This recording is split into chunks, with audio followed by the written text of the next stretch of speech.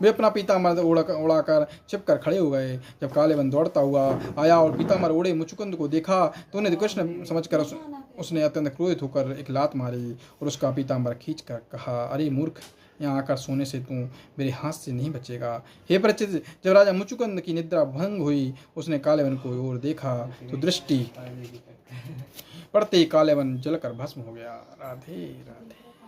परीक्षित ने पूछा, हे प्रभु, वह परम तेजस्वी मुचुकुंद कौन था और कांद्रा में किस लिए सो रहा था? श्री सुखदेव जी बोले, हे परीक्षित, राजा इक्ष्वाकु के कुल में उत्पन्न राजा मुचुकुंद राजा युवनाश का पुत्र था, पौत्र था, राजा मानधाता का पुत्र था। उसने चक्रवर्ती राजा होकर अपने पुण्य और तेज के प्रताप से सब राजाओं को जीता था।